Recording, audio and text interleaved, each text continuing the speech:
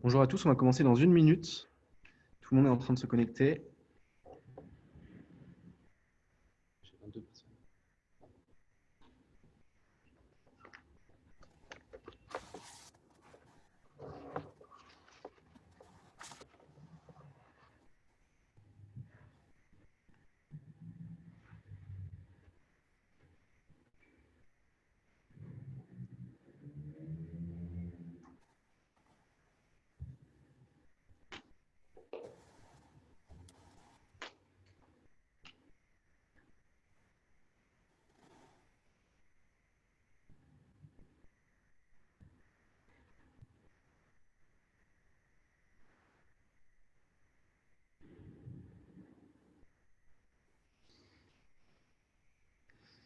Bonjour à toutes et tous. Je suis ravi de vous accueillir à cet événement numérique sur Zoom qui est organisé par le Lab BPI France et par Digital New Deal Foundation. Je suis Arthur Massonneau de Faber Novel et j'aurai le plaisir d'être votre guide pendant le temps qu'on va passer ensemble à parler du tourisme. Alors le tourisme, vous le savez sans doute, c'est près de 9% du PIB, c'est près de 2 millions d'emplois directs et indirects en France. Et c'est l'un des secteurs, voire le secteur qui a le plus subi la crise sanitaire qu'on est en train et qu'on vient de vivre. Aujourd'hui, ce qu'on vous propose, c'est de prendre un peu de recul sur cette situation et d'explorer un angle spécifique du tourisme qui est le partage de la donnée. L'idée de cet événement, elle est née avant la crise sanitaire, elle est née à la fin de l'année dernière et je crois que la période qu'on vient de vivre, elle a fait que renforcer la pertinence de cette réflexion-là. En effet, la collaboration, l'esprit d'équipe entre les acteurs, elle est au cœur de la relance et finalement, elle est au cœur de ce que certains appellent le monde d'après. Alors, ce qu'on vous propose pendant cette heure et demie qu'on va passer ensemble, c'est de réfléchir à ce que sont les enjeux du partage de la donnée, quelles sont les forces en présence, en partant des big tech, que peuvent être Google, TripAdvisor ou Booking, jusqu'aux plus petits acteurs du secteur. On va aussi regarder quels sont les leviers qu'ont les différents acteurs pour se mettre ensemble et se servir de la donnée, et quels sont les freins qu'ils peuvent rencontrer. Il y a un certain nombre d'intervenants que je vais vous présenter au fur et à mesure de la séquence qui vont nous parler depuis leur perspective de ce que veut dire cette question et cet enjeu pour eux. Vous avez sur Zoom en bas un module qui vous permet soit de réagir et de donner votre avis, soit de poser des questions. On aura un temps de questions-réponses dédié à la fin. N'hésitez pas à les poser au fur et à mesure et à la fin, on en fera la synthèse et on posera les questions aux différents intervenants. Pour commencer, j'ai le plaisir d'accueillir les deux personnes qui sont à l'origine de cet événement. Élise Tissier, directrice du Lab BPI France, et Arnaud Ponce, qui est délégué général de Digital New Deal Foundation. On a la chance d'être au même endroit. On est 5 dans cette pièce, dans le hub BPI France. Voilà, vous connaissez les coulisses. On est tous à 1 mètre de distance les uns des autres. Et donc, je vais leur passer la parole, pour se présenter et surtout pour dire pourquoi ils ont eu envie d'organiser cet événement et pourquoi c'est un enjeu majeur finalement, cette question du partage de la donnée pour le secteur du tourisme. Bonjour à tous. Alors, j'ai le plaisir d'introduire cette conférence avec Arnaud qui est à côté de moi pour Digital New Deal. Avant de laisser la parole à nos experts, c'est important pour nous de vous expliquer pourquoi ce sujet nous semblait important. D'abord, on veut vous dire qui nous sommes. Je vais commencer par politesse, par Digital New Deal Foundation et représenté par Arnaud ici. Digital New Deal, c'est un think tank qui est au service d'une troisième voie numérique européenne, en proposant des solutions et des réponses à la centralisation de la valeur par les big tech. Et le Lab est également un think tank qui n'est pas complètement au service de cette troisième voie numérique européenne. En revanche, c'est complémentaire puisque c'est au service des PME et ETI françaises, puisque nous avons vocation à mieux comprendre leur fonctionnement et notamment le système de décision de leurs dirigeants et de voir comment ces dirigeants d'entreprise comprennent les mécanismes de transformation qui sont à l'œuvre. Alors, vous imaginez bien qu'avec nos deux think tanks très portés sur les ruptures, sur les impacts de ces ruptures, bien évidemment, la transformation digitale, elle est au cœur de nos réflexions. Je vais parler un peu plus pour ce qui est du Lab. On a fait un premier opus quasiment à la création, on était en 2014-2015. Cet opus, le premier opus s'appelait le numérique déroutant. Et à l'époque, alors évidemment, on commençait à parler de disruption, mais alors on n'était pas noyé sous ce mot depuis. Et ce qui nous semblait important, c'était d'alerter les dirigeants sur le phénomène de désintermédiation, réintermédiation. Au début, quand on a, entre guillemets, découvert la transformation digitale, il y avait ce côté, waouh, c'est génial, tous ces intermédiaires qui ne servent à rien, qui prennent beaucoup d'argent, et ben, finalement, hop, ils vont disparaître, remplacés par des plateformes, je dirais, sauveuses. Si je prends, on a dit qu'on était dans le tourisme, si je prends un exemple pour le tourisme Booking, à l'époque, les promesses, et d'ailleurs, elles restent grandes, hein, du point de vue des utilisateurs, on a accès, sans passer par une agence de voyage, à une offre pléthorique sur tous les hôtels de France et du monde.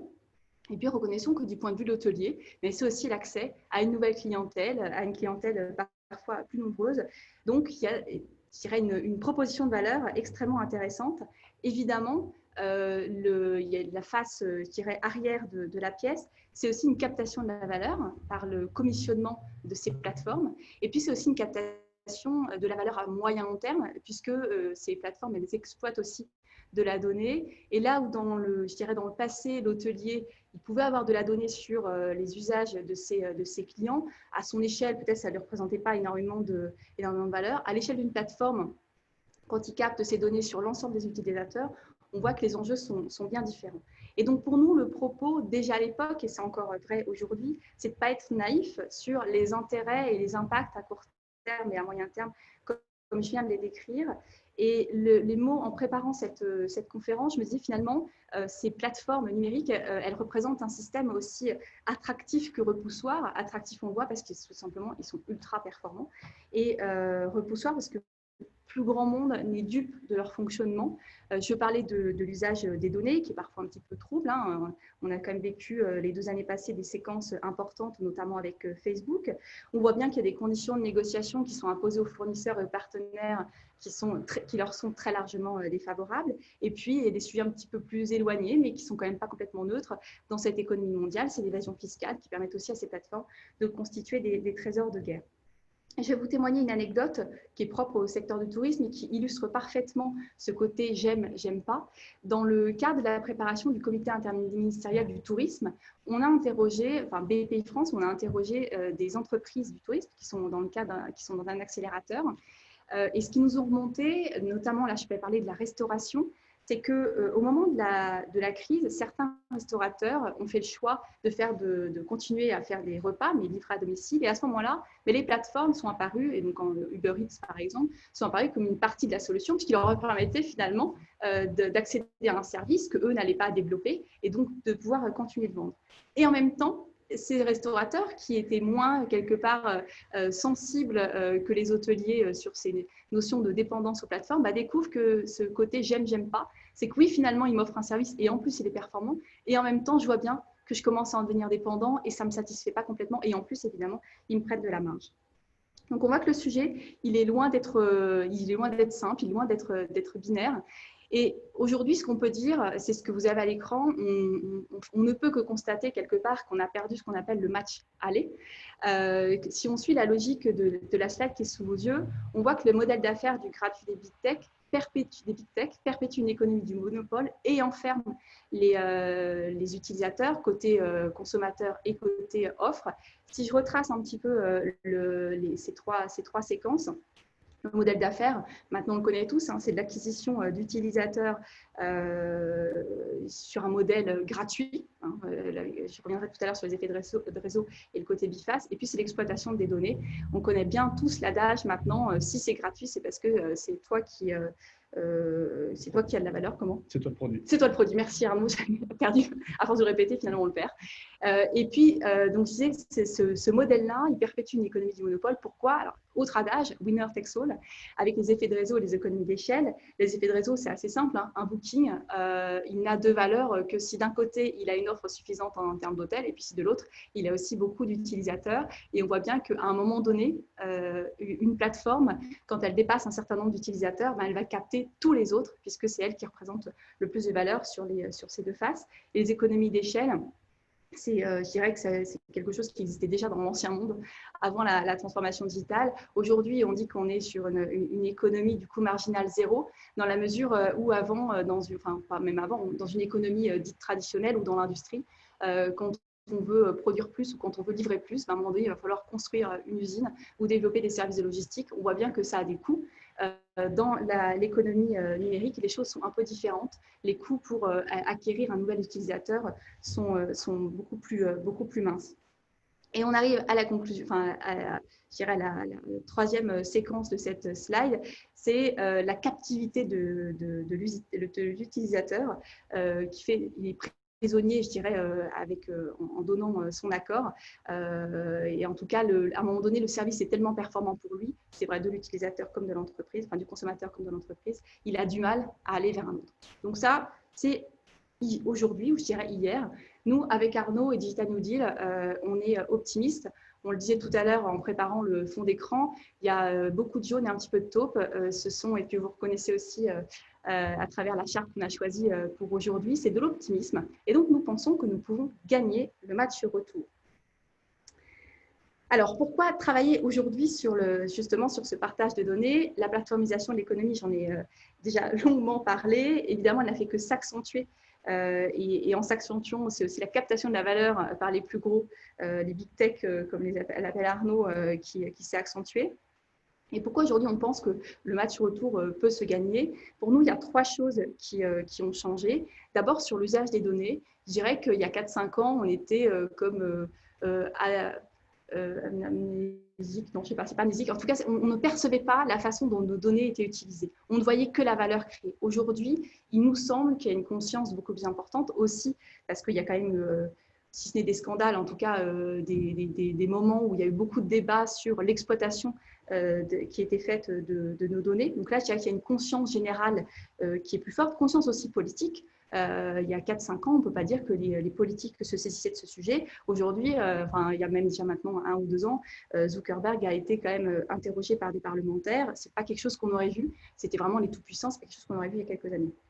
Autre élément aussi qui pour nous peut faire basculer le match, c'est l'aspect technologique. C'est qu'aujourd'hui, on a la blockchain qui, selon une de nos convictions, peut permettre d'ubériser Uber. Finalement, la blockchain sera peut-être aujourd'hui, en tout cas dans un avenir proche, le nouveau désintermédiaire, si je puis dire, dans cette économie digitale, et donc parvenir à une vraie désintermédiation. Et le troisième élément qui, pour nous, nous donne accès à ce match retour, c'est la répartition de la valeur. Je ferai un parallèle quelque part avec l'usage des données. Il y a quelques temps, ces big tech n'étaient absolument pas interrogés. On les laissait faire. Aujourd'hui, on est beaucoup moins... Il y a une conscience, et encore une fois, citoyenne et politique, et la volonté de ne pas laisser ces grands capter l'ensemble de la valeur. Je peux pas dire qu'il y a un système de rébellion, mais en tout cas, une vraie volonté ressentie par les acteurs de reprendre la main et de travailler pour justement... pardon pour la répétition, reprendre la main. Je vous prends un exemple qui me semble très parlant. Aujourd'hui, alors ça ne concerne peut-être pas la majorité des personnes, mais quand on commande sur Amazon, je ne sais pas vous, mais pour moi, il y a toujours cette espèce de tiraillement entre c'est quand même bien pratique, en plus ils sont super bons, ils savent me livrer en 24 heures, et en même temps, si je commande chez eux, c'est aussi une commande que je ne fais pas chez un petit commerçant. Et quelque part, la crise qu'on vient de vivre, et c'est vrai aussi pour le tourisme, elle nous ramène aussi à ces éléments qu'on avait perdus dans notre économie mondiale et à notre souhait et notre accès à tout le temps. Et on continue de le faire, et en même temps, on est de plus en plus soucieux de cette captation de la valeur par certains qui, encore une fois, n'ont pas toujours des pratiques exemplaires. Et donc, pour nous, c'est ce que vous voyez sur la slide, il y a deux réponses à apporter, deux réponses qui sont absolument complémentaires. L'une ne va pas sans l'autre. C'est un peu comme les deux pieds, non pas d'une chaise, sinon elle tomberait, mais enfin, vous voyez l'image, quoi. Ces deux pieds, la régulation et la coopération. Sur la régulation, il y a quelque chose qui est assez peu connu, et d'ailleurs, on est presque parti de ça au début dans la préparation de cette conférence, c'est le RGPD, qui est souvent d'ailleurs assez décrié pour ces aspects contraignants pour certaines entreprises. Il y a un article qui est moins connu, qui porte sur la portabilité des données et qui permet à tout utilisateur de récupérer ces données ou les faire transférer d'un acteur à un autre. Si je prends un exemple, comme on est en tourisme, quand on voyage, on va prendre un train ou un avion pour aller jusqu'à notre destination. Sur place, on va être à l'hôtel ou dans une location de vacances. On va bien évidemment aussi se déplacer sur place, avoir accès à un certain nombre de services. Imaginons un monde où ces acteurs, on les autorise à utiliser nos données et où ils nous offrent finalement la meilleure expérience possible parce qu'ils savent s'entendre sur le partage des données à avoir entre eux. Et donc ça, c'est la deuxième partie de la réponse, c'est la coopération plutôt que la compétition. Et donc pour cette coopération, il nous semble qu'il y a trois éléments qui peuvent la permettre. D'abord, c'est de créer des alliances pour structurer les écosystèmes et favoriser l'émergence de nouveaux champions. Oui, nous pensons qu'il y a un match au retour à gagner et nous estimons qu'on doit aussi apporter notre pierre à l'édifice.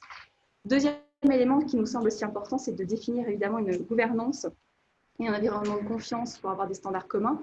Je n'en ai pas parlé tout à l'heure, mais c'est une évidence pour cette histoire de partage de données entre des acteurs pour avoir la meilleure offre, la meilleure expérience touristique possible. Évidemment, il faut de l'interopérabilité et il n'y a pas d'interopérabilité si les gens ne se parlent pas et qu'ils ne se mettent pas d'accord sur un standard. On a oublié, si aujourd'hui, avec quel que soit le téléphone de l'opérateur, on peut appeler partout dans le monde, c'est parce que pendant des années, ces opérateurs ont su se rassembler et trouver des standards communs. On pourrait prendre un tas d'exemples, les prises électriques, etc. Ça marche peut-être un petit peu moins bien sur le électrique. Mais en tout cas, ça, c'est un élément important sur les données. Et troisième point, c'est de penser, et là, je dirais presque que ce sont les mots qu'utilise souvent Arnaud, penser en initiative de place pour fédérer des acteurs qui n'ont pas forcément l'habitude de travailler ensemble. C'est la fameuse coopétition. On peut être en compétition sur certains points et en même temps, il faut travailler ensemble sur d'autres pour être en capacité finalement de remporter ce match retour. Et donc, mon dernier propos, il sera quelque part la synthèse de ce que je viens de dire, c'est que le partage de données, c'est la seule variable d'ajustement pour compenser l'expérience utilisateur sans couture que permet un écosystème complet. Et il ne faut pas penser offres successives et encore moins concurrentielles, mais plutôt offres complémentaires pour satisfaire toutes les attentes clients sur son parcours. Et évidemment, ce partage, c'est une occasion pour repenser son business model, sa relation client, ses investissements, etc. C'est quelque chose qui nous est très cher au Lab, mais aussi chez Digital New Deal. Il y a besoin de penser, je dirais, de manière ambitieuse, d'où ce mot aussi sur cette slide, ambition. C'est pour nous la synthèse de la réponse pour gagner ce match retour et qui fait la somme des questions de coopération et de régulation. Je laisse maintenant la parole à Arnaud.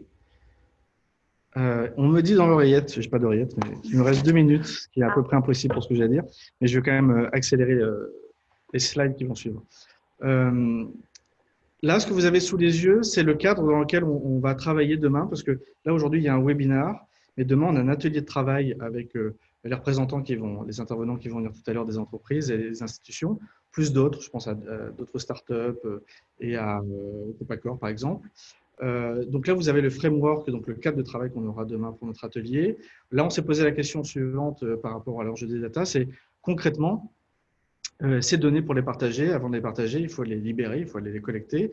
Donc, quels sont les moments, les lieux où les données touristiques émergent? Donc, on a regroupé en trois moments, qui sont Stay, Move, Live. Donc, ce n'est pas exhaustif, la liste que vous avez, le benchmark que vous avez autour, mais vous voyez très bien ce que ça correspond, le hosting, l'hébergement, la mobilité, le voyage et toute l'offre expérientielle une fois qu'on est sur place. Ce qui est intéressant déjà à ce premier niveau, c'est de voir qu'il y a peu d'acteurs qui sont à la fois sur les trois. Il y a SNCF, donc ce n'est pas un hasard s'ils sont là aujourd'hui. Il y a le routard aussi, c'est intéressant. Je pense que demain, dans l'atelier, ça peut être inspirant.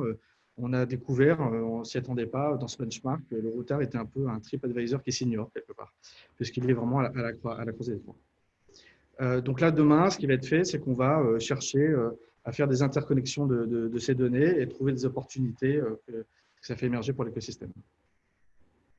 Ensuite, là, on a fait un exercice de c'est quoi les données dont on parle, parce qu'à chaque fois qu'on fait une intervention, qu'on travaille sur les data, c'est un joli mot, mais enfin, on ne sait plus trop ce qu'il y a derrière. Donc, même avec des professionnels, ça vaut le coup quand même de 2 secondes de se poser dessus et de dire quelles sont les données dont on parle, puisque les intervenants, les acteurs du tourisme sont tous concernés par ces 3 niveaux, de manière directe ou indirecte. Les 3 types de données, on les connaît, hein, les données personnelles, les données publiques et les données en entreprise. Et quand on parle de partage de données, le share data, qu'on peut appeler aussi le hub data demain, dans ce qu'on imagine, c'est précisément l'interconnexion de ces 3 niveaux. Donc, en fait, si on devait en retenir qu'un, ce sont les données clients agrégées anonymisées, à la fois B2C, B2B, B2G. Et donc, il y a 2 choses à retenir de cette slide et du coup des travaux qui vont être engagés derrière. C'est premièrement, de se dire, le but, c'est justement de faire écosystème de tout ça. Et le deuxième, c'est de ne pas faire la distinction entre pas faire la distinction, pas s'amuser à siloter B2C, B2B, B2J, parce que l'intérêt, c'est justement de lier les 3. Un exemple concret dans le tourisme, un touriste qui va arriver, qui va chercher le multimodal à Bordeaux, imaginons, pour que la ville puisse lui proposer un parcours de différents moyens de transport, eh bien, il faut les 3 niveaux de données. Il faut avoir la connaissance du client, il faut que ces données soient partagées avec d'autres opérateurs. Lui, le touriste, il se fiche de savoir que celui qui loue la trottinette, le VTC et les transports en commun n'est pas le même. Et évidemment, la collectivité qui a besoin de cette continuité de données pour pouvoir avoir une offre consolidée. Une dernière slide, enfin, qui me concerne, on a essayé de vous remettre aussi dans le contexte plus politique et stratégique de tout ce débat. Il y a un cadre stratégique aujourd'hui qui est plus clair que jamais au niveau de l'Union européenne. La nouvelle Commission européenne est quand même très ambitieuse et on voit un Thierry Breton, notamment Margrethe Vestager, qui était très en pointe sur le sujet, avec qui nous on travaille beaucoup, qui ont posé un cadre et un cap politique et des moyens, accessoirement. Parce que c'est ça aussi qui est intéressant avec le Covid, c'est qu'on voit bien qu'il y a des moyens énormes qui sont débloqués. Et donc, c'est le moment pour gagner le match retour, parce qu'on a les moyens, parce qu'on a un moment particulier de se lancer dans cette ambition-là. Le meilleur exemple, c'est GaiaX. Ce Airbus de la data, c'est un très bon cadre stratégique. Il faut maintenant imaginer les use cases et le tourisme peut en être formidable et c'est dans ce cadre-là qu'on s'inscrit. Au niveau de l'État, l'orchestration de cette vision stratégique, l'État ne fait pas que les 2, donc on nous a signalé dans le triangle, mais ça nous a arrangé parce que c'est notre métier à BPI France et nous-mêmes, mais ce sont peut-être les 2 principaux. L'orchestration, c'est flécher l'innovation via les financements publics, c'est précisément le métier de BPI France, et l'autre, c'est faciliter la coopération via la réglementation, ce que vous avez détaillé tout à l'heure, et qui est en fait le travail de Digital New Deal. C'est-à-dire que notre travail est d'accompagner ces enjeux de réglementation auprès des acteurs privés et publics. Et puis, en dessous, et là, à Kelly, on passera la main parce que c'est le but des intervenants de l'intervention, c'est le niveau local d'action. C'est ce qui est le plus intéressant parce que le share data se fait à ce niveau-là. Et là, il y a aussi 2 niveaux d'acteurs. Les collectivités locales qui créent des champs d'expérimentation. Typiquement, par exemple, les Smart Cities est un très bon champ d'expérimentation où les écosystèmes peuvent se mettre en place. Et puis, des initiatives de place, des entreprises pour imaginer des nouveaux business models. C'est tout l'enjeu de coopération. Si on devait retenir, et je finis là-dessus, l'objectif de cet événement et qui exprime assez bien ce schéma, c'est qu'en fait, on a 2 objectifs. Un objectif de pédagogie, d'inspiration. On veut être utile aux acteurs et leur expliquer en quoi le partage des données est hautement stratégique et voire même vital face à ces big tech si on veut s'en sortir. Et puis un deuxième niveau qui est la coopération. Plus que jamais, il va falloir monter des ambitions et des programmes communs si on veut avoir une chance de sortir par le haut de cet épisode. Voilà, je laisse la main du coup. Merci beaucoup Arnaud et Élise d'avoir fixé le cadre de ces échanges. Je vous propose d'explorer ce cadre à travers un cas précis qui est celui de la SNCF. Et pour ça, on a la chance de recevoir Angélique Bidault-Verliac, qui est directrice gouvernance et démocratisation de la data de e-voyageurs SNCF. Bonjour Angélique. Bonjour. Vous avez évidemment la charge de la qualité de la donnée qui est collectée et utilisée par la SNCF, mais aussi de son exploitation au service des voyageurs. Ça fait 9 ans, je crois, que vous avez rejoint le groupe SNCF. Je ne dis pas ça pour être indélicat, mais plutôt pour montrer que c'est un sujet qui est depuis longtemps au sein du groupe SNCF. Et ce que je vous propose, pour commencer, c'est une question assez générale finalement, qui est de se dire où est-ce qu'on en est à la SNCF en termes de partage des données avec des acteurs complémentaires du tourisme. Alors, tout d'abord, bonjour à tous. Je vais quand même rappeler qui est e-voyageur SNCF parce que je pense que vous nous connaissez, mais pas complètement en fait sous ce terme-là. Vous connaissez évidemment oui SNCF, hein, puisque du coup, quand vous achetez vos billets de train en général, TGV, Intercité et même TER, vous allez sur l'application SNCF ou sur le site. Vous connaissez aussi l'assistant SNCF. Je pense que du coup, vous l'avez, surtout les Parisiens qui prennent voilà, des parcours de mobilité quotidien. On est aussi présent en fait sur cette application-là. Et après, on est moins connu, mais on est aussi présent à l'international en fait. Du coup, on distribue des trains européens pour les non-européens.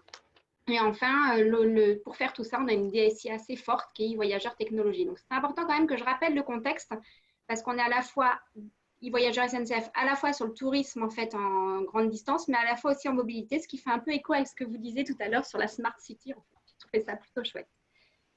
Globalement, sur le partage de la donnée, du coup, je vais parler d'e-voyageur SNCF, mais aussi du groupe, parce qu'en fait, nous, côté e-voyageur SNCF, clairement, on ne partage pas notre donnée. Ce n'est pas du tout on va dire, notre politique pour l'instant. On ne la partage pas pour plein de raisons. On est une société privée, hein, du coup. Et en fait, ce que nous, on préfère partager, c'est notre savoir-faire. On va partager notre savoir-faire autour, par exemple, de plateformes d'ouverture sur, du coup, les bots. Donc, on a une plateforme qui s'appelle TOC, en fait. Et on met à disposition cette technologie, ce savoir-faire, pour que les autres entreprises puissent l'utiliser. Et du coup, si j'en cite une, par exemple, il y a Enedis qui a utilisé cette plateforme, en fait, d'open source qui permet de construire des assistants conversationnels. La question, c'est maintenant, plus largement, par contre, au niveau du groupe, c'est un peu différent parce que la SNCF, elle est beaucoup plus mature quand on regarde dans son ensemble sur le partage de la donnée. La SNCF, elle partage en fait, alors du coup, je vais prendre une petite note, 218 jeux de données qui sont ouverts. Alors, c'est peut-être pas toujours su, mais en tout cas, c'est la première entreprise en France qui fait de l'open data sur ces sujets-là. Ça a été lancé en 2014, donc on a un peu de recul maintenant. Ça fait quand même à peu près 6 ans que du coup, on partage cette donnée-là. Et c'est important d'avoir ce recul parce que du coup, on a mis tout ce qui est un peu les process en place, pas mal de choses en fait en interne. On s'est organisé, on a mis de la gouvernance autour de ces sujets-là. Et l'idée, c'est vraiment qu'on a proactivement mis en place de la transparence sur nos données, bien avant en fait que des lois en fait comme la loi Macron ou la loi L'Homme ou le maire nous l'impose en fait de le faire. Donc ça veut dire quoi quand je dis les partages de la donnée au niveau du groupe? Il y a plein de données que vous connaissez du coup quand je vois le triptyque qu'on a vu tout à l'heure, ça me fait penser effectivement un peu à ça. Il y a les sujets de transparence au niveau de la régularité, les grèves, tout ce qui concerne les sécurités de train. Donc ça, c'est vraiment globalement des sujets autour du métier en fait de transport. Il y a évidemment le réseau. C'est important de savoir où sont les voies ferrées, les points d'accès du réseau, où sont la localisation des passages à niveau. Donc ça, pareil, c'est aussi disponible. Et aussi, on a ce qu'on appelle alors une API. Donc, je pense que tout le monde sait ce que c'est, mais en gros, globalement, on a un moyen, on met à disposition en fait de la donnée en open source qui permet à d'autres personnes de l'utiliser en fait pour d'autres usages. Ces données, en fait, globalement, elles sont publiques. Hein, vous pouvez y avoir accès. Il suffit d'aller sur le site. Il y a un formulaire à remplir. C'est assez facile en fait d'y accéder. Qu'est-ce qu'on a? On a tous les sujets au sujet de la régularité des trains, évidemment, mais on a tout le sujet, de tout ce qui est le prochain départ, le temps réel sur les trains, toutes ces informations-là qui sont indispensables. Et quand je disais, par exemple, on peut l'utiliser, vous imaginez, on travaille, par exemple, vous avez cité des taxis, mais oui, on travaille aussi avec des taxis parisiens qui accèdent à cette information-là. Comme ça, elle sait que s'il y a un train qui est en retard ou qui à l'heure, il n'y a pas de sujet, mais en tout cas qui a du retard, peut-être qu'il va falloir accélérer, enfin en tout cas donner plus de taxis dans cette gare-là parce qu'il va y avoir plus de voyageurs en une seule fois. Donc ça, c'est des sujets qui sont utilisés. Et plus récemment aussi, on donne aussi par exemple les passages à niveau qui peuvent être utilisés par du coup, des applications quand vous êtes en voiture là, qui vous permettent de vous alerter en fait en cas de passage à niveau. Donc voilà, donc globalement, nous, ces jeux de données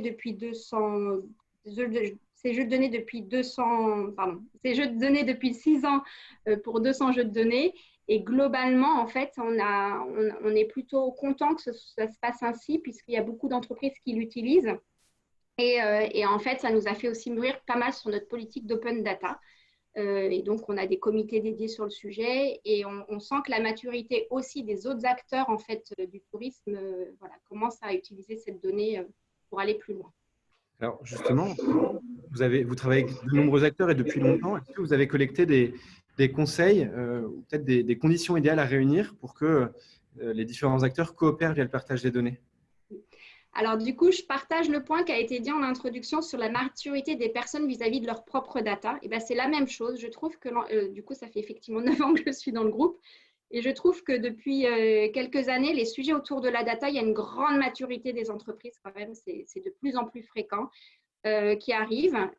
Pourquoi il y a cette maturité? Je pense qu'il y a les technologies. Vous avez parlé de la blockchain, évidemment, mais tous les sujets on en a beaucoup parlé dans le passé autour du big data, ça a été quand même des sujets vraiment accélérateurs et clés en fait pour avoir des gros volumes de données, en tout cas à stocker, à collecter, etc. Donc ça, c'est important de se dire que déjà, il y a eu tout le prérequis, donc ça, c'est important. Il y a aussi les métiers. Alors ça, c'est intéressant aussi. Les entreprises nomment des Chief Data Officers, par exemple. Il y en a de plus en plus au sein du groupe. Nous, on est une petite vingtaine. Il y en a 10 qui sont officiellement nommés sur ces sujets de data. Donc, ça veut dire quoi? C'est des sujets de data autour de cette donnée, à quoi elle sert, comment je l'utilise. C'est vraiment des sujets clés dans une entreprise. Et aujourd'hui, il y a des postes qui y sont dédiés. Donc, nous, on a une dizaine de Chief Data Officers qui sont nommés. Et sinon, on a des correspondants. Si jamais il y a des personnes pour qui on n'a pas un poste complètement ouvert, il a un rôle d'être correspondant pour nous aider à accélérer ces sujets-là. Et du coup, je suis depuis quelques années, ce métier de Chief Data Officer change complètement et il est à tous les niveaux de la hiérarchie de l'entreprise. Il n'est pas seulement au niveau du chief, des chiefs d'ailleurs, globalement, même s'il a le titre dans son terme. Donc ça, c'est important. Donc, il y a ce côté un peu maturité des entreprises grâce en fait à des compétences personnelles et aussi technologiques. Et il y a tout ce qu'on appelle aussi l'extérieur qui nous a beaucoup aidé en fait à faire en sorte que les acteurs du secteur soient en fait plus coopérer en fait via le partage de données. En fait, il y a tout le cadre législatif en fait, toutes les lois, la loi L'Homme, même RGPD qui nous ont imposé certaines choses. Et du coup, c'était plutôt pas mal parce que ça a donné un cadre. Et quand je dis un cadre, ça veut dire ça nous a permis de savoir quelles sont les licences qu'il fallait collectivement plutôt utiliser pour partager nos données, quels étaient le format. Et ce cadre-là, vous en avez aussi parlé en introduction, c'est essentiel en fait pour pouvoir partager nos données, c'est qu'elles soient au même format. Ok, donc je retiens la technologie, les rôles et la gouvernance, et puis l'écosystème et le cadre. Est-ce que, en une minute, parce qu'on a pris un tout petit peu de retard, est-ce qu'il y a des freins que vous identifiez au-delà des opportunités et des critères qu'on vient d'évoquer? Alors, je vais dire rapidement les trois freins. Il y a le frein interne, c'est-à-dire qu'en fait, souvent, on a peur de partager nos données.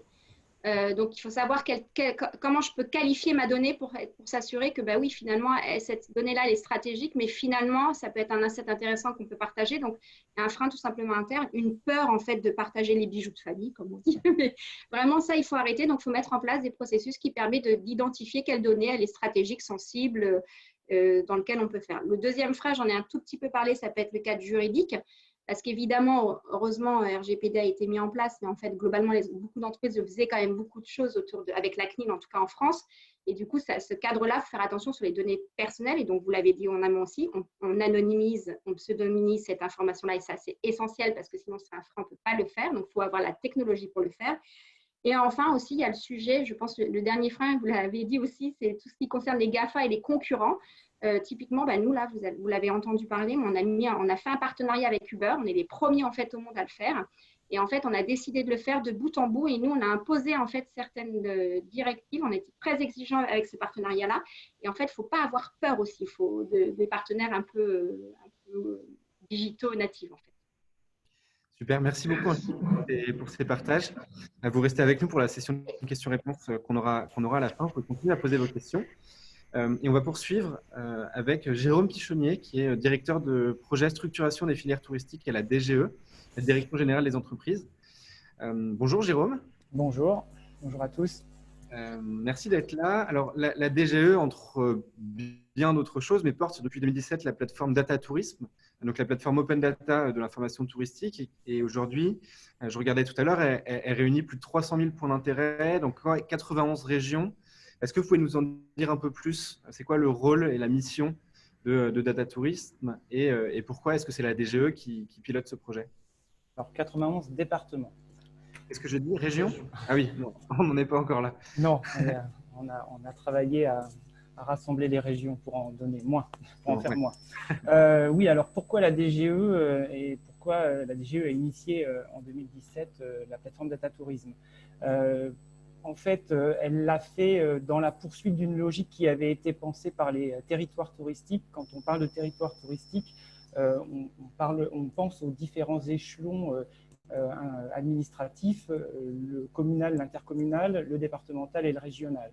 À chacun de ces échelons, il y a des acteurs du tourisme institutionnel qui rassemblent de la donnée touristique. On compte aujourd'hui sur le territoire à peu près un peu plus de 35 bases de données locales qui collationnent la donnée touristique. Alors, de quelles données touristiques s'agit-il? Tout ce qu'il y a à voir et à faire dans les territoires. On pense aux fêtes et manifestations, on pense aux sites naturels, aux sites patrimoniaux, aux musées, mais aussi à l'offre d'hébergement, de restauration de ces territoires. Toute cette offre est collationnée par les offices de tourisme, par les agences départementales de tourisme, par les comités régionaux du tourisme. Et cette offre au sein de ces bases de données locales, cette CPOI plutôt, elle est accessible dans un langage qui est propre à chacune de ces bases de données. La mission de Data Tourisme, c'était de rassembler en un point unique l'accès à ces données et de rendre cet accès sous un langage unique, ce qui évitait pour un réutilisateur potentiel de devoir s'adapter à la façon de parler, entre guillemets, de chacune de ces bases de données pour pouvoir réutiliser les données. Donc, il y avait là une volonté d'être facilitateur pour l'État, en partenariat avec les territoires, dans la réutilisation des données, avec cette vocation de mieux valoriser encore les territoires, ce qu'ils ont à proposer et les destinations, et par là même aussi faciliter la réutilisation de ces données et idéalement créer de nouveaux services attachés à ces données. Et ça a été, c'est le rôle de la plateforme Data Tourisme que de faire ça. Aujourd'hui, c'est à peu près 320 000 POI qui sont effectivement accessibles de façon gratuite, qui font remonter des informations qui sont, qui sont signifiées au plus près du terrain. L'intérêt de cela aussi, c'est que ces données sont interopérables et normalisées. Donc, on a travaillé à une ontologie pour que le vocabulaire soit le même, quelle que soit la partie du territoire qui est concernée. Et bien sûr, je le répète, ce point d'accès unique qui facilite la réutilisation. Ça permet aussi, Data Tourisme, au territoire de se conformer aux exigences de la réglementation qu'évoquait Angélique précédemment, et notamment la loi pour une république numérique qui oblige les institutionnels et les administrations à mettre en open data les données qu'ils produisent. C'est aussi, Data Tourisme, un outil qui permet de travailler sur la qualité de la donnée. En back-office, bien sûr, il y a des groupes de travail, il y a des copiles qualité pour améliorer tous les jours l'information qui est délivrée via Data Tourisme. Tout cela s'inscrit dans une démarche de progrès. Il s'agit de détecter les erreurs. Bien sûr, quand on donne à voir au plus grand nombre les données qui sont accessibles via cette plateforme, eh bien, on a des retours quasi instantanés de producteurs ou de réutilisateurs plutôt qui constatent qu'une donnée qui est accessible via la plateforme ne l'est pas dans des termes qui sont corrects. Donc, c'est aussi la faculté d'être à plusieurs pour détecter les problèmes de qualité de ce type. Et qu'est-ce que fait la DGE précisément en la matière? Eh bien, elle a financé le projet, c'est pas rien. Et ce projet, il a bénéficié de crédits du programme d'investissement d'avenir. C'était le premier projet en termes d'open innovation à bénéficier de ce type de crédit. La DGE a été ce financeur en fonds propres et via le PIA. Elle anime, elle facilite, elle remplit un rôle de tiers de confiance autour de l'usage de la donnée. Elle soutient à la montée en qualité de l'offre touristique française et puis comme c'est un projet collaboratif, ce n'est pas la DGE qui fait seule, évidemment, parce que nous poursuivons tous le même objectif, c'est renforcer l'attractivité des territoires et pas seulement ceux qui bénéficient aujourd'hui largement d'une fréquentation touristique, c'est aussi faire connaître ceux qui échappent à cette fréquentation-là. Et dans un but ultime de contribuer au développement du secteur, le développement économique du secteur. Alors justement, est-ce que vous avez des cas d'usage concrets de cette plateforme et qui sont significatifs dans leur soutien au secteur? Alors, on n'a pas de gros réutilisateurs des données touristiques accessibles depuis DataTourisme. Je ne l'ai pas précisé précédemment, mais les données qui sont accessibles via DataTourisme sont des données dites froides. Vous l'avez compris au travers les éléments que j'ai cités. Nous ne mettons pas en accès des données dites chaudes, celles qui sont renouvelées très très régulièrement, ce qui fait que la plateforme DataTourisme ne recueille pas forcément un intérêt prioritaire exprimé par ces grands acteurs touristiques réutilisateurs potentiels. Pour autant, parmi les réutilisateurs, il y a pas mal de startups qui développent des services innovants. On dénombre une forte proportion de ces startups qui exploitent les données afin de développer notamment des solutions de géolocalisation de POI ou des assistants virtuels de conseil en séjour personnalisé. Alors, une petite illustration, je disais précédemment qu'il y avait plus de 35 bases de données locales qui recensaient ces données touristiques. Avant DataTourisme, pour quelqu'un qui voulait mettre en place une application de géolocalisation, il était obligé de se plugger avec chacune de ces bases de données et de s'adapter au langage de ces bases de données. Avec l'intérêt que représente DataTourisme, c'est d'avoir un point d'entrée unique, encore une fois, et de s'éviter toutes ces démarches techniques et d'accéder à toutes ces données qui remontent via DataTourisme en un langage uniformisé. Donc, ce qui a permis de soutenir et développer ce type d'innovation. On a relevé des expérimentations avec des startups qui proposent des sites ou applications de type Internet de séjour ou gamification. On peut citer par exemple des startups comme GoFrance ou Tripori. Il y a des sites qui valorisent l'attractivité des territoires au-delà de l'aspect touristique. Et on peut citer par exemple la société e-Territoire. Il y a plusieurs sites qui répertorient dans les territoires les fêtes et manifestations touristiques. C'est notamment le cas de la presse quotidienne régionale. Et à l'occasion d'un événement que la DGE avait organisé en janvier, autour de la plateforme DataTourisme, le journal Le Télégramme avait témoigné de ce qu'il réutilisait, les données accessibles en open data pour valoriser dans les territoires qu'il couvre l'offre touristique et notamment les fêtes et manifestations. Je voudrais aussi insister sur un usage qui est tout récent puisqu'il a été mis en ligne hier. Il est accessible depuis France.fr. Je veux parler d'une carte interactive des lieux et activités touristiques qui reprennent leur activité à la suite de la crise sanitaire.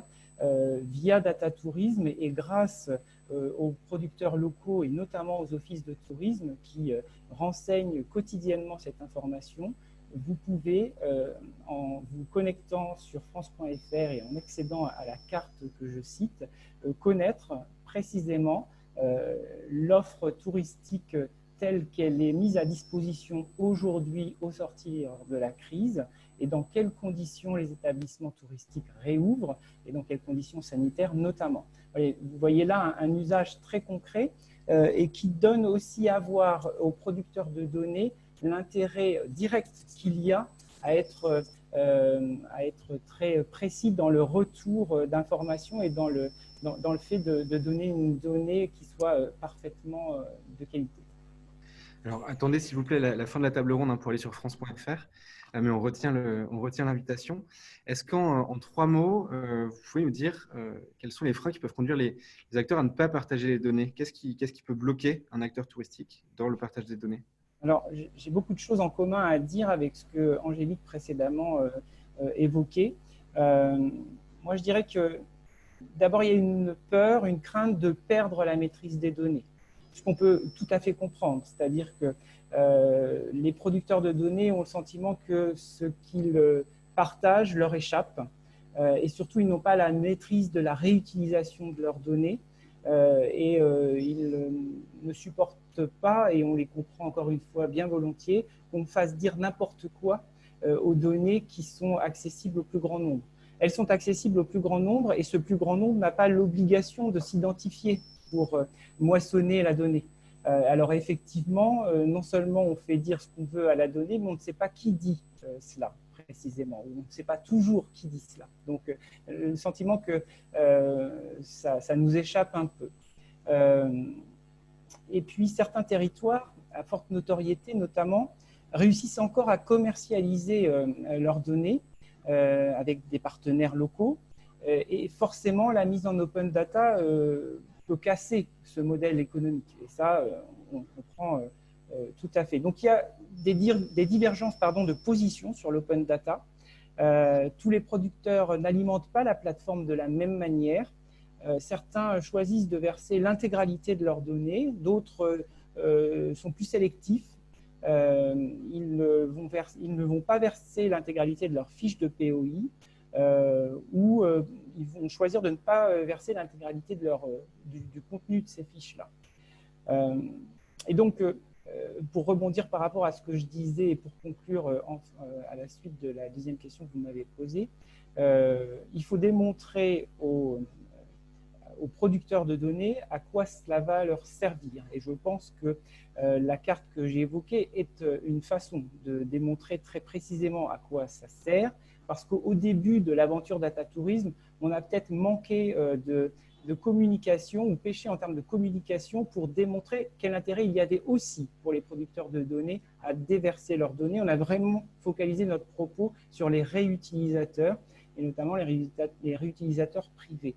Et l'exemple de la carte est encourageant puisque en l'espace de 2 semaines pour accompagner la mise en ligne de cette carte, ce sont pas moins de 40 000 POI en plus qui ont été déversés dans la plateforme, y compris de la part de territoires qui jusque-là s'étaient tenus un peu à l'écart des dispositifs Data Tourisme. Donc il y a là un cercle vertueux, un effet d'entraînement qu'on veut voir encouragé et que nous trouvons encourageant. Merci beaucoup. Alors, ça m'évoque des questions et j'en vois arriver aussi sur le chat. On prendra le temps de les traiter tout à l'heure.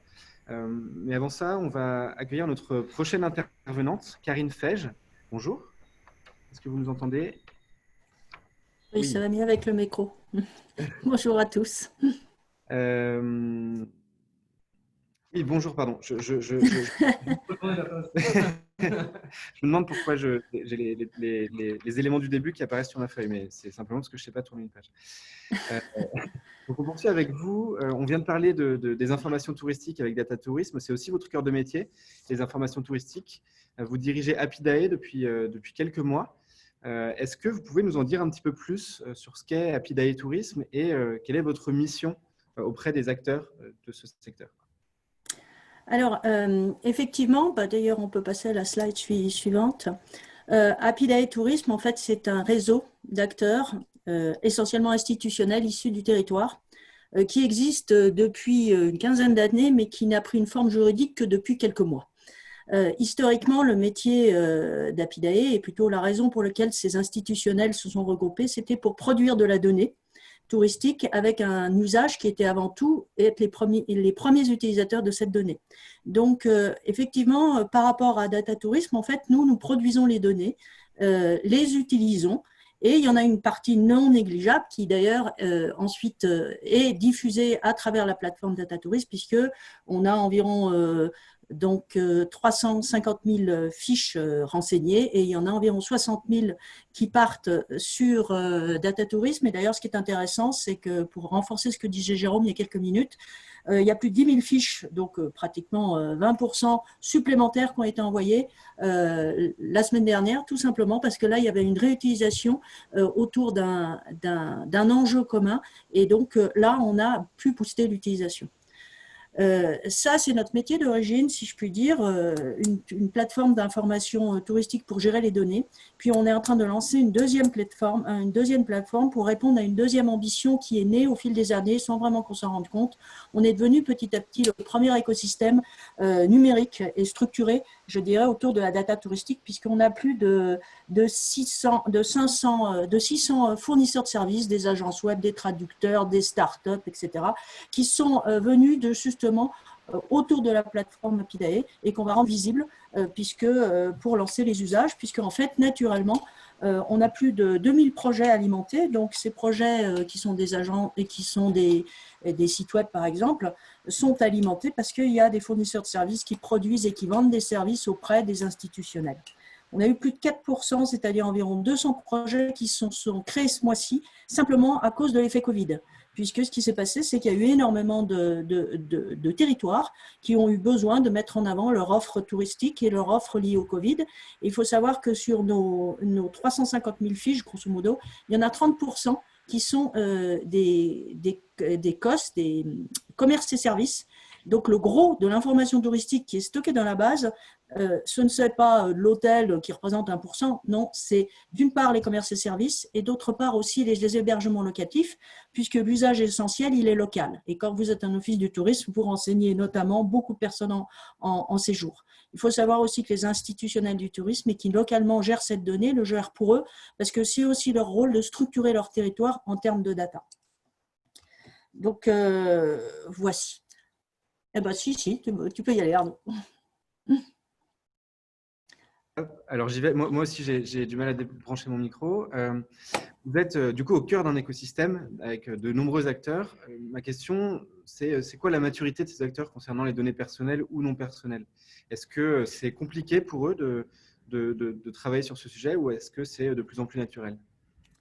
Alors, ce qu'il faut savoir, c'est que l'écosystème du tourisme, de façon générale, est un écosystème qui est extrêmement varié et qui est extrêmement diffus. Donc, tout naturellement, on a une très grande disparité des acteurs.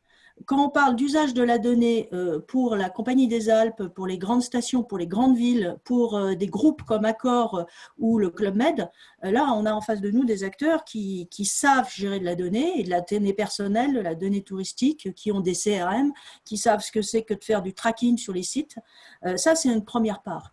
Mais on a surtout une grosse partie aussi des acteurs du tourisme qui sont des tout petits, qui sont des guides touristiques, qui sont des gens qui, un loueur de meublé, il a besoin de 50 clients dans l'année. Hein, une location par semaine et puis voilà, c'est plié. Donc, ils ont très peu de masse de données, ils ont très peu de connaissances, de compétences, de temps et même de besoins dans ce domaine-là. Donc, je dirais que le mot-clé, c'est vraiment la disparité qui a un impact très fort sur l'usage de la donnée et sur le sujet de l'écosystème. Donc, je pense, Arnaud, si tu peux passer la slide suivante, je vais vous parler de deux cas qui sont extrêmes. On a ici un cas qui s'appelle Huge, qui est une application mobile que l'on peut télécharger quand on va faire du ski à la Plagne. Et là, on est en face d'un acteur qui a croisé de la donnée touristique avec de la donnée de comportement, puisque c'est la Compagnie des Alpes. Derrière, vous pouvez renseigner les clients avec de la donnée touristique. Vous avez des données issues de l'outil Skidata, qui est leur outil pour gérer les forfaits et qui suit les clients en temps réel sur le territoire. Vous avez une start-up qui a conçu l'application avec des fonctionnalités notamment et de l'intelligence artificielle pour pousser de la donnée. À travers tout ce qu'ils ont là, ils arrivent à faire des données avec des profils utilisateurs et des personas. Et là, on a un acteur qui lie de la donnée de sources diverses, de la donnée touristique, mais aussi de la donnée client, mais qui a les moyens de le faire parce que derrière, vous parlez de la Compagnie des Alpes et de la Plagne, et donc de destinations fortes et avec des moyens forts.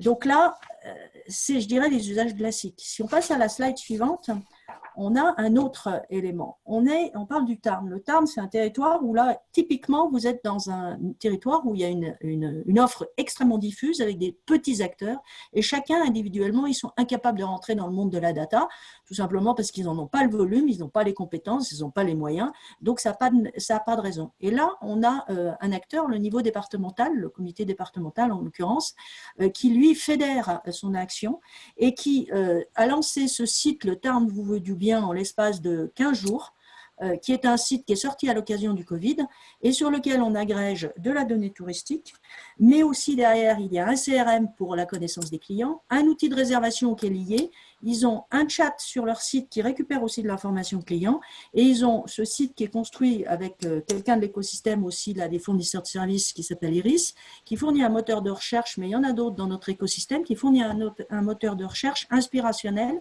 c'est-à-dire qu'il analyse les comportements sur le site et donc, en fonction de ça, peut pousser plus ou moins la donnée. Et surtout, l'offre touristique est donc incitée à faire de la meilleure communication. Donc là, vous avez un deuxième exemple d'usager de la donnée, mais fédéré, parce que localement, on ne pourrait pas tout seul. Et si vous passez à la slide suivante, on voit la traduction au niveau local, mais là, par exemple, de la maison de l'inattendu.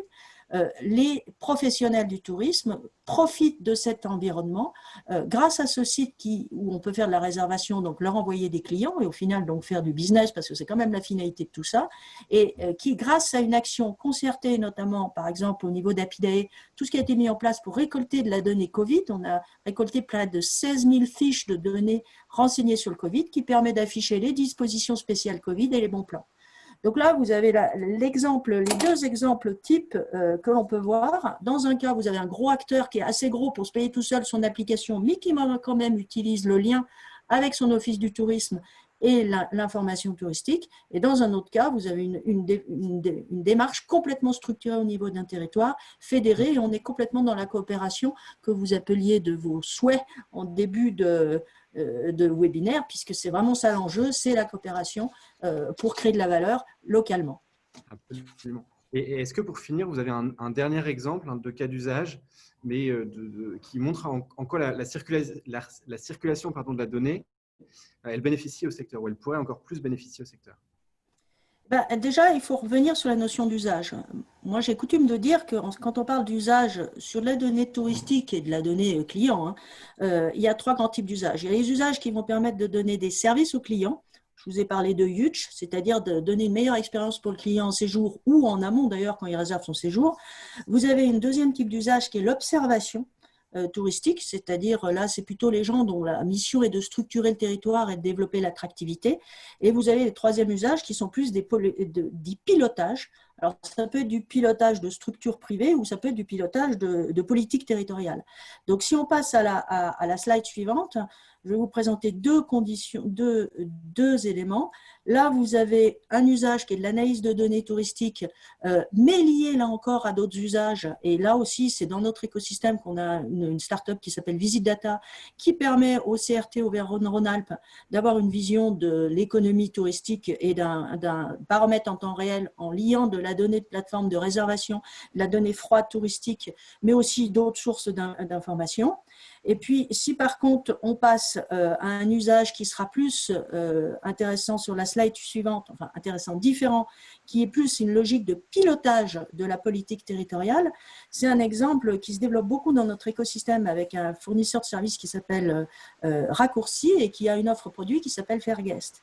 Et là, l'idée, c'est de croiser des données d'avis clients, donc capturées dans le web, y compris des données TripAdvisor, merci les GAFA, donc de le lier avec de la donnée touristique, donc là qui décrit très clairement le lien, et d'en tirer une analyse du niveau de satisfaction à la fois globale sur le territoire, c'est-à-dire est-ce que cette destination est bien aimée, est-ce que les avis sont positifs, et aussi très local, puisque les avis peuvent être rattachés à l'OT, enfin au prestataire touristique lui-même. Et ce qui est le plus intéressant dans cette expérience qui est faite derrière, c'est que non seulement on a une idée de la qualité de l'offre, parce que derrière le levier, c'est d'augmenter la qualité de l'offre en identifiant les points de friction, les points où les gens ne sont pas contents, mais ça permet au département, à l'Office du tourisme, d'accompagner le professionnel qui aura été identifié comme étant pas très bon par les avis, d'identifier où est son problème, voire de le faire monter en compétence dans l'usage des avis et en allant répondre sur les lieux. Et les professionnels aussi peuvent se payer le service grâce à un modèle économique fort intéressant, parce que tout ça, ça repose quand même sur des modèles économiques, parce que quand on n'a pas de sous, ça ne le fait pas, et les subventions, ça ne permet pas de garder éternellement une efficacité. Donc, le modèle économique partage le coût et le bénéfice entre tous les acteurs, et y compris d'ailleurs avec le fournisseur de services qui lui-même réutilise ces données et laisse la diffusion dans d'autres plateformes. Par exemple, Apidae est lié et donc une autre région peut utiliser les données.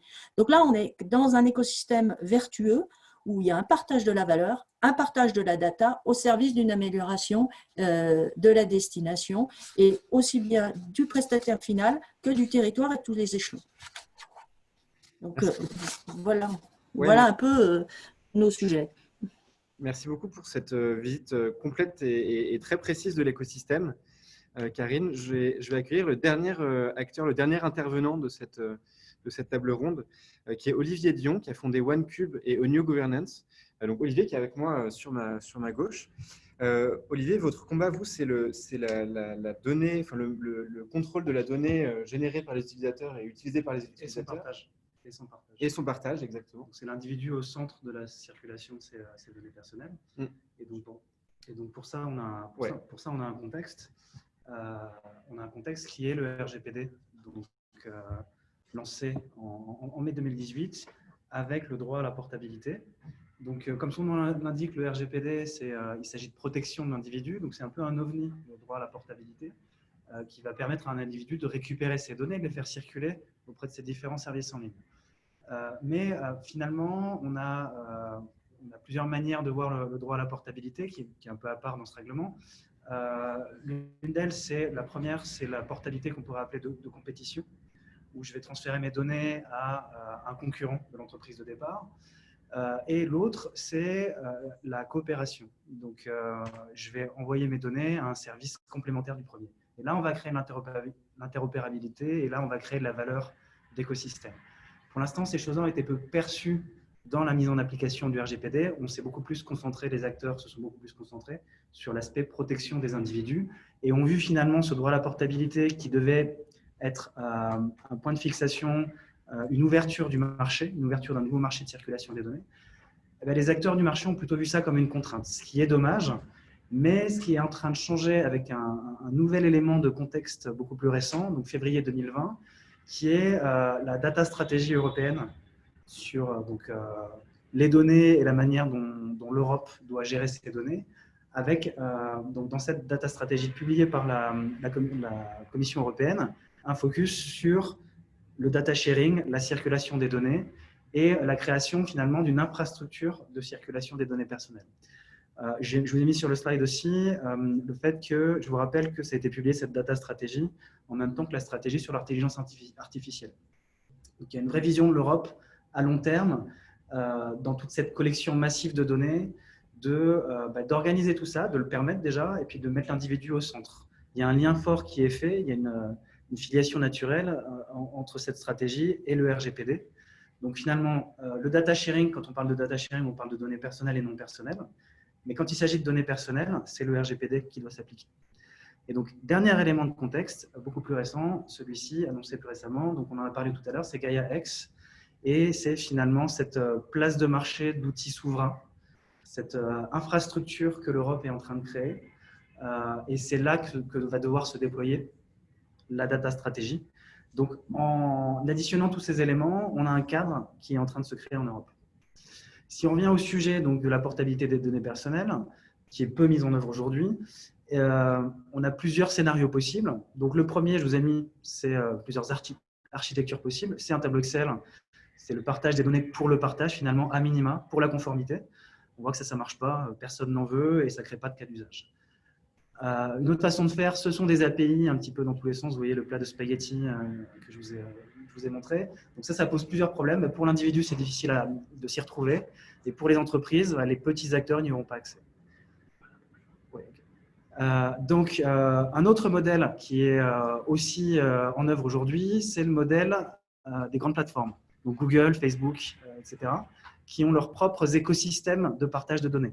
Donc ça, c'est très bien pour les utilisateurs, ça marche très bien. L'expérience utilisateur est toujours bonne.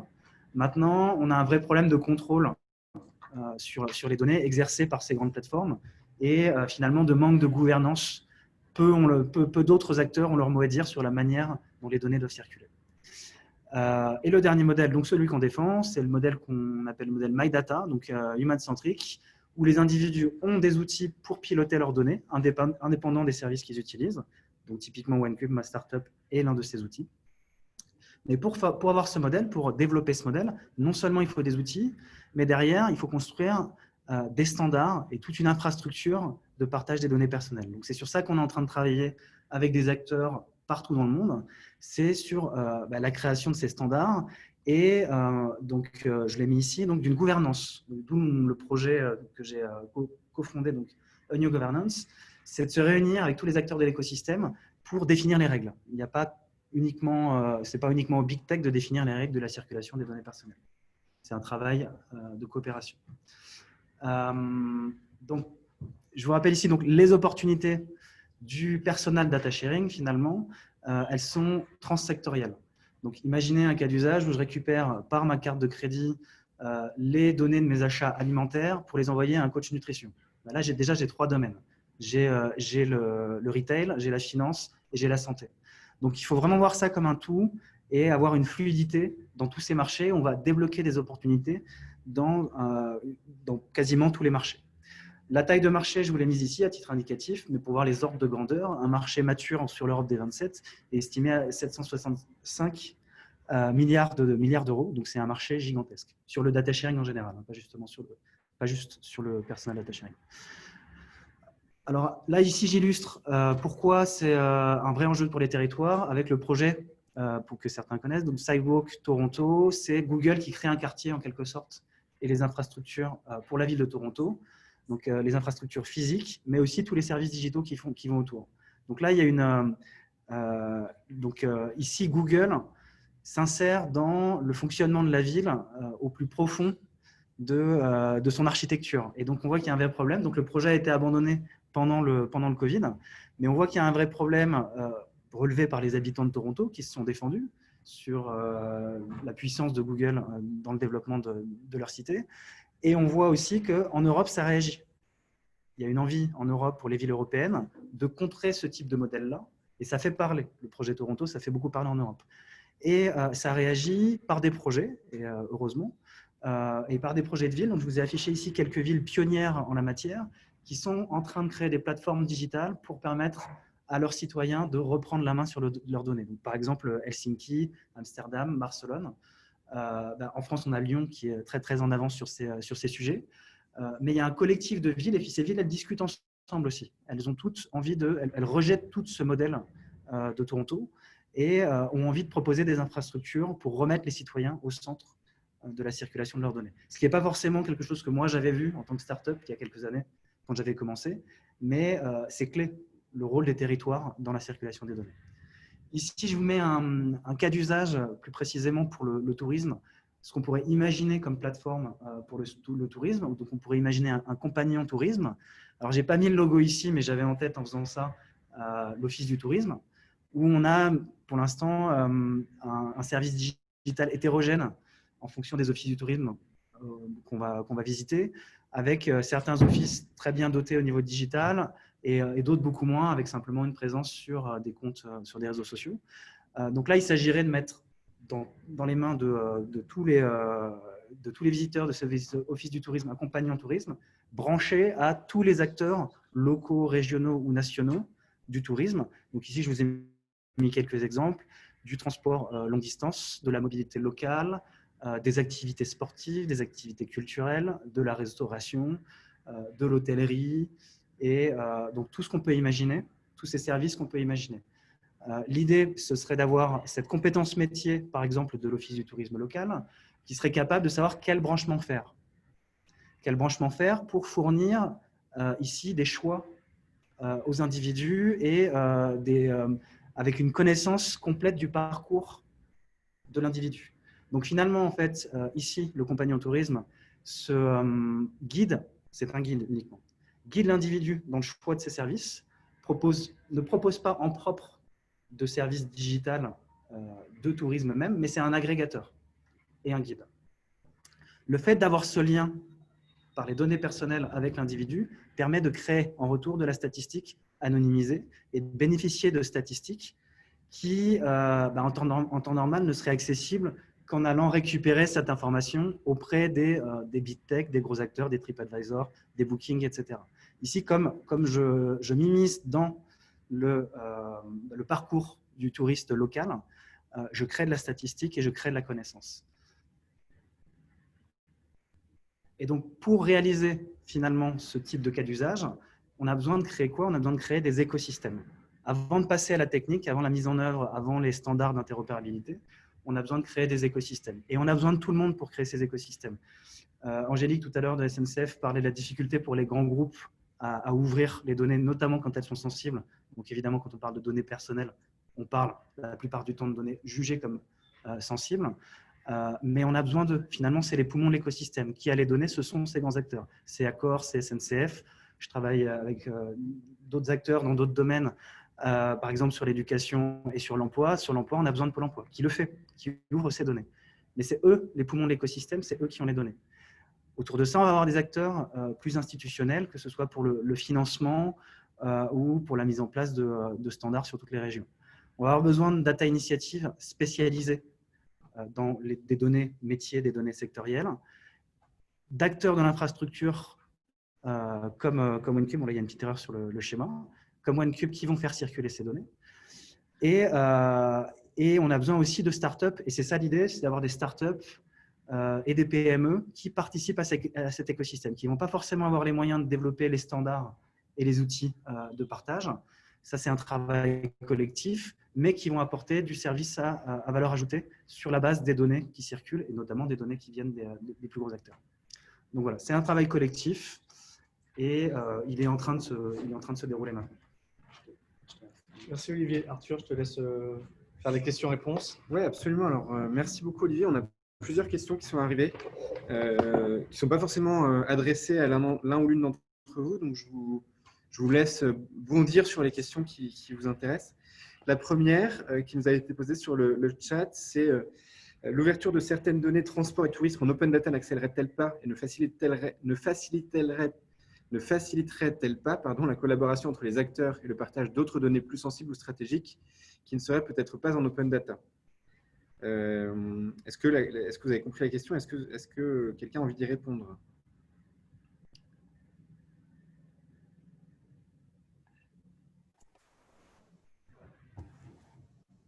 Karine, je vois que vous avez enlevé vous avez activé... Oui, alors je demande l'aide des autres conférenciers. Hein. Je ne détiens certainement pas la réponse. Je pense qu'Angélique aura aussi vraisemblablement à rajouter. Pour moi, le sujet, ce n'est pas tant l'open data que l'usage qui est derrière. C'est-à-dire que l'un des freins à l'ouverture, c'est quand même deux éléments. C'est la confiance, et ça a été redit. Hein. C'est la confiance dans l'usage qui sera fait des données, et c'est le partage de la valeur créée. Parce que c'est la limite de l'open data, elle est surtout là, c'est le sujet du partage de la valeur créée, et qui est parfois, qui part justement, c'est le drame avec les GAFA. Donc c'est ce juste équilibre qu'il faut arriver à trouver. Donc je pense que bien sûr, l'ouverture des données peuvent permettre de mettre des nouveaux usages, notamment des données transport, mais dans quelles conditions allons-nous l'ouvrir et nous partager la valeur? Et je pense que c'est aussi ce que disait Angélique tout à l'heure, c'est-à-dire qu'il y a un certain besoin de maîtrise. Angélique, vous voulez compléter? En fait, je partage ce qu'a dit Karine. En fait, le sujet, c'est l'usage. Et du coup, nous, quand même dans l'API SNCF, dans notre système en ligne, il y a quand même déjà beaucoup de jeux de données. Et on voit qu'il y a des acteurs, là, ce n'est pas encore dit, donc je ne sais pas si je peux en parler, mais il y a des acteurs qui utilisent déjà cette donnée de transport. Donc, tant qu'il n'y a pas d'usage de demander, j'ai envie de dire, tant qu'il n'y a pas de use case concret, c'est un peu compliqué de répondre à cette question comme ça. Mais clairement, en tout cas, on essaiera d'ouvrir la donnée la plus possible, ou du moins, en tout cas, sur les horaires des trains ou sur leur régularité. Et je rajouterais que nous, c'est vraiment ce qu'on a identifié comme facteur d'accélération du réseau Happyday. C'est qu'aujourd'hui, il y a énormément d'usages, mais ils ne sont pas visibles du tout. Et l'un des enjeux de la prochaine brique qu'on lance, ça va être de rendre visibles les usages et surtout de favoriser et d'accélérer la mise en relation des uns avec les autres. Parce que les usages, c'est toujours deux personnes, voire trois, qui se rencontrent, qui boivent une bière et qui imaginent un truc. Et donc, il faut créer les espaces pour boire de la bière. Donc, comme on ne peut pas tous être toujours au bar, on va créer une brique qui s'appelle Happyday Connect, parce que on s'est rendu compte que quand les gens se rencontrent, ils créent des usages. Et après, quand il y a des usages, on l'a bien vu avec notamment la démarche au niveau de data tourisme et de cette carte qui vient de sortir. Là, il y a une envie de participer à un grand projet ou de faire un truc. Et à ce moment-là, on ouvre les données. Mais ouvrir les données sans usage, ça fait kiffer personne, j'oserais dire. J'ai Élise qui me fait des signes. Je crois que ça veut dire qu'il faut venir boire des bières au Hub BPI France. C'est un lieu de rencontre. Donc vous êtes tous invités à venir boire des bières, mais pour faire des projets tous ensemble. On a une deuxième question. Il y a le futur Data Hub Tourisme qui a été annoncé, et qui est prévu pour 2021. La question, c'est quels sont selon vous les facteurs clés de réussite de ce futur Data Hub du tourisme? On retrouve beaucoup de choses de ce que Karine et Angélique ont pu dire précédemment. À la fois, c'est pour inciter et les uns et les autres à déverser leurs données dans un hub, il faut pouvoir développer les usages, les faire connaître, démontrer l'intérêt qu'il y a pour les uns et pour les autres, et notamment pour ceux qui détiennent les données les plus sensibles à partager, et qu'est-ce qu'ils vont pouvoir en retirer. Et sans doute y a-t-il à travailler aussi sur l'accès à ces données. Parmi celles-là, certaines doivent être mises en open data, ça ne fait pas l'ombre d'un doute. Pour d'autres, on doit envisager des cadres d'échange qui soient beaucoup plus confidentiels, privés, parce que dans un premier temps au moins, il paraît difficile pour certains producteurs de données de partager sur la place publique leur jeu de données sans avoir la garantie de ce qu'il sera fait de ces données-là, et avec la crainte qu'on comprend évidemment de voir ces données mal utilisées, y compris un usage qui viendrait à nuire à l'activité de la dite entreprise ou la dite société qui partage ces données. Donc c'est un mélange et un équilibre entre accès et confiance. Vous êtes d'accord avec ça? Je vous vois opiner. Et justement, sur ce projet du Data Hub Tourisme, c'est quoi, selon vous, les données qui sont les plus stratégiques ou les types de données qui devront absolument faire partie de ce projet pour qu'il soit optimal et pour qu'il soit efficace? Je peux débuter, mais évidemment, Karine et Angélique compléteront. Bien sûr, on pense aux données chaudes. Karine évoquait précédemment un usage important autour du pilotage de l'activité et de l'observation de cette activité. Aujourd'hui, on sait observer l'activité, on sait moins la prédire. On peut penser que toutes ces données qui ont trait aux réservations des hôtels, si elles sont partagées, elles permettront aux acteurs touristiques locaux qui sont très dépendants de la fréquentation touristique de leur territoire d'imaginer quelle sera leur activité dans les semaines et mois à venir en fonction du taux de remplissage des hébergements, en fonction des transactions bancaires qui sont enregistrées.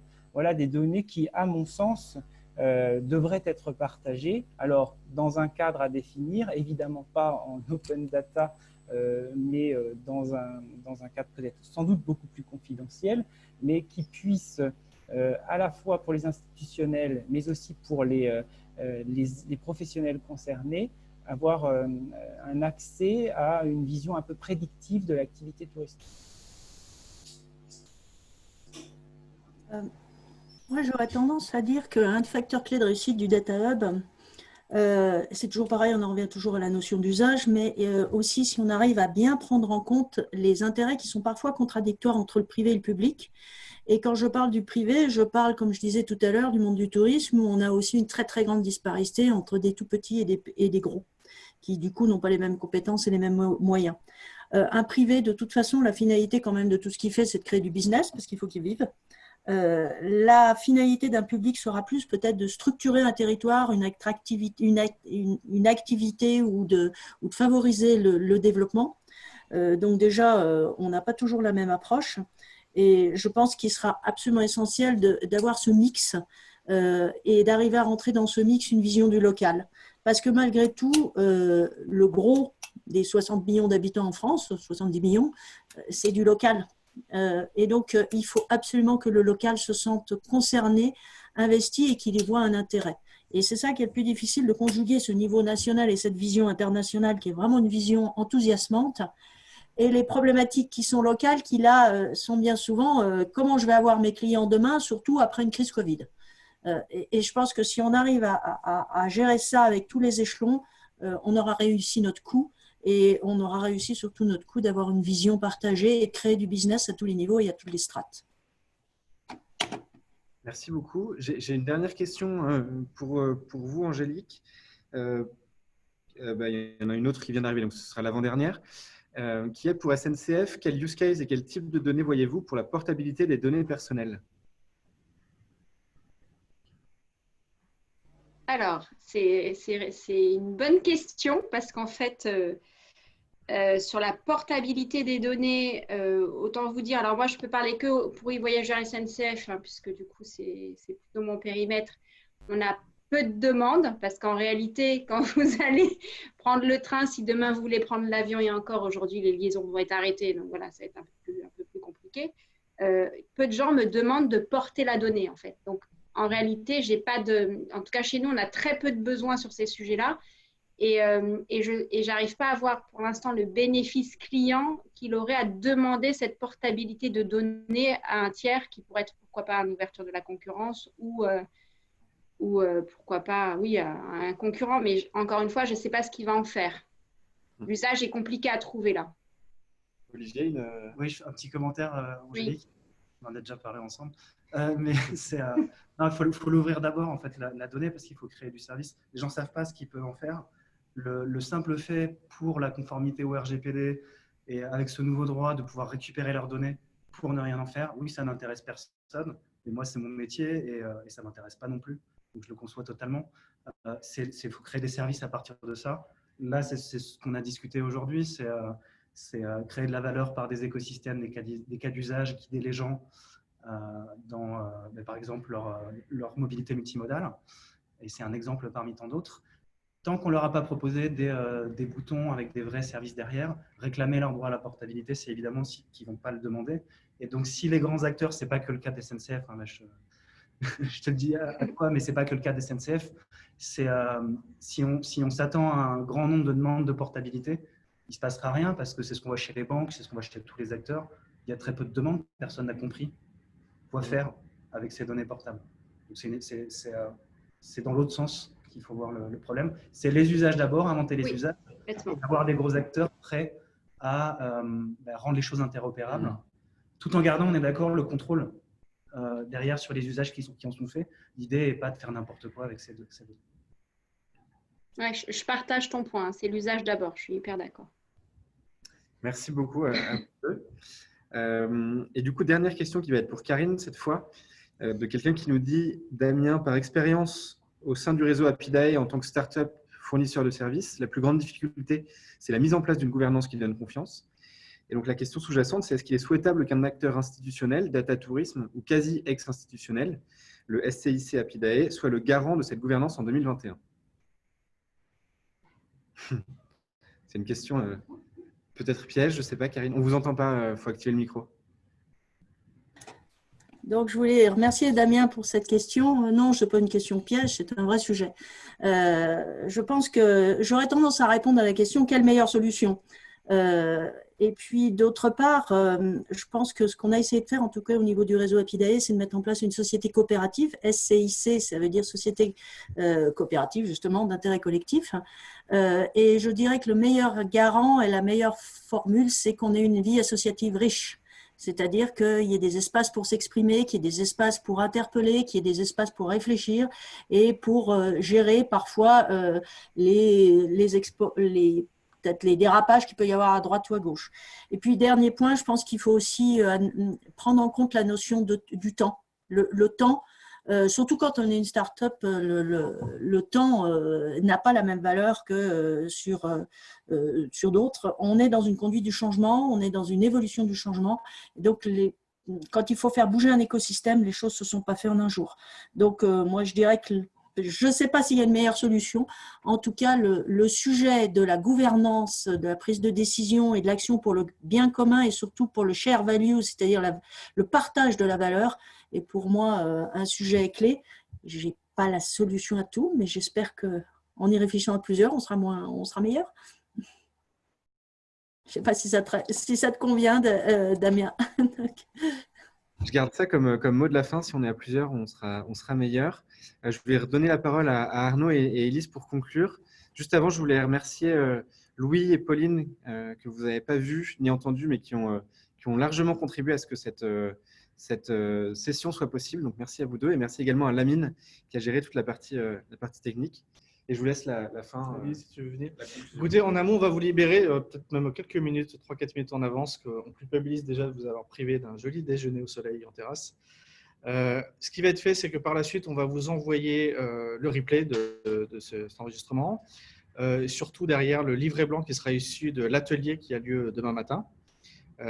Et donc, on vous remercie tous pour votre temps et on espère qu'on a été le plus utile possible. Merci à tous. Merci à vous. Au revoir. Je ne sais pas qui ferme.